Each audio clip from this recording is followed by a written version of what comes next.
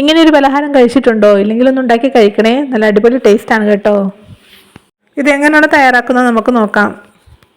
Medium സൈസിലുള്ള 2 ഏത്തപ്പഴവും medium സൈസിലുള്ള ഒരു ബീട്രൂട്ടുമാണ് എടുത്തിരിക്കുന്നത്. ഈ ഏത്തപ്പഴത്തിന് തൊലിയൊക്കെ കളഞ്ഞ് ചെറുതായിട്ടൊന്ന് കട്ട് ചെയ്തെടുക്കണം. അതുപോലെ ബീട്രൂട്ട് തൊലിയൊക്കെ കളഞ്ഞ് കഴുകിയെടുത്തതിന് ശേഷം ഒന്ന് ചെറുതായിട്ട് ഗ്രേറ്റ് ചെയ്തെടുക്കണം.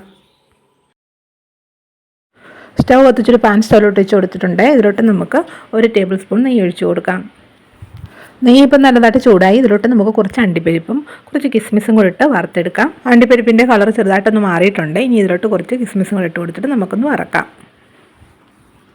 നമുക്കിത് ഒരു പാത്രത്തിലോട്ട് കോരി മാറ്റാം. ഇനി ഇതിലോട്ട് നമുക്ക് കട്ട് ചെയ്ത് വെച്ചിരിക്കുന്ന ഏത്തപ്പഴം ഇട്ട് കൊടുത്തിട്ടൊന്ന് വഴറ്റിയെടുക്കാം. ഇപ്പോൾ ഏത്തപ്പഴം ഒന്ന് വെന്തിട്ടുണ്ട്. ഓവറായിട്ട് അങ്ങ് വേകണ്ട കേട്ടോ, ഇത്രയും മതിയേ. ഇത് നമുക്ക് ഒരു പാത്രത്തിലോട്ട് മാറ്റാം. പാനിലോട്ട് വീണ്ടും 1 ടേബിൾ സ്പൂൺ നെയ്യും കൂടി ഒഴിച്ച് കൊടുത്തൊന്ന് ചൂടാക്കിയെടുക്കണം.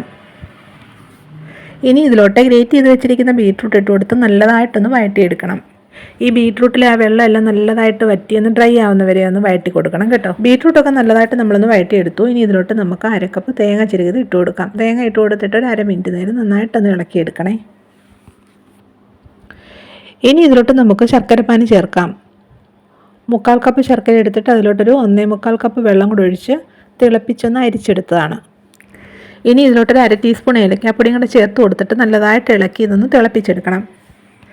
ഇപ്പോൾ ഇതായി നല്ലതായിട്ട് തിളയ്ക്കാൻ തുടങ്ങി. ഇനി ഇതിലോട്ട് നമ്മൾ ചേർക്കുന്നത് റവയാണ് കേട്ടോ. ഞാനിപ്പോൾ ഇതിലോട്ടൊരു 1/4 കപ്പ് റവയാണ് ചേർക്കുന്നത്. വറുത്ത റവയാണ് ചേർക്കുന്നത് കേട്ടോ. റവ ഇട്ട് കൊടുത്തിട്ട് കൈയെടുക്കാതെ നല്ലതായിട്ട് ഇളക്കി കൊടുക്കണം. ഇത് നല്ലതായിട്ടൊന്ന് കുറുകി വരുന്നവരെ നമുക്കൊന്ന് ഇളക്കി കൊടുക്കാം. ഇപ്പോൾ ഇത് കുറച്ചുകൂടി ഒന്ന് കുറുകി വന്നിട്ടുണ്ട്. ഇനി നമുക്ക് സ്റ്റൗവിൻ്റെ ഫ്ലെയിം ഒന്ന് ലോ ആക്കി കൊടുക്കാം. എന്നിട്ട് നമ്മൾ വഴറ്റി വെച്ചിരിക്കുന്ന ഏത്തപ്പഴവും വറുത്ത് വെച്ചിരിക്കുന്ന കിസ്മിസും അണ്ടിപ്പരിപ്പും ഒക്കെ ചേർത്ത് കൊടുക്കാം. ഇതിൽ നിന്ന് കുറേശ്ശെ ഒന്ന് മാറ്റി വെച്ചേക്കണം കേട്ടോ. ഇതൊന്ന് ഗാർണിഷ് ചെയ്തെടുക്കാൻ വേണ്ടി കുറച്ചൊന്ന് മാറ്റി വെച്ചേക്കണേ. ഇനി നമുക്ക് വീണ്ടും ഒന്ന് ഇളക്കി കൊടുക്കാം. എന്നിട്ട് ഇതിൻ്റെ വെള്ളം എല്ലാം ഒന്ന് നല്ലതായിട്ടൊന്ന് വറ്റിച്ചെടുക്കണം കേട്ടോ. ഇതാ പാത്രത്തിൽ നിന്ന് വിട്ട് വരുന്നൊരു പരുവുണ്ടല്ലോ, അതുവരെ നമുക്കൊന്ന് ഇളക്കി കൊടുക്കാം.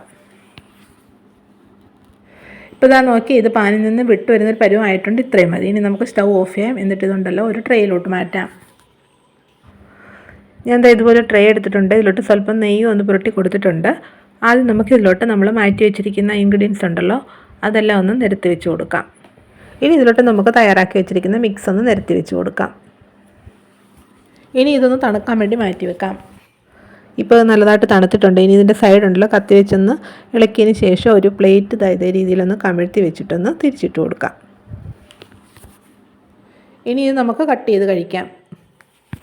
അപ്പോൾ എല്ലാവരും ഇതൊന്ന് ട്രൈ ചെയ്ത് നോക്കിയിട്ട് നിങ്ങളുടെ അഭിപ്രായങ്ങൾ കമൻറ്റ് ചെയ്യാൻ മറക്കരുതേ.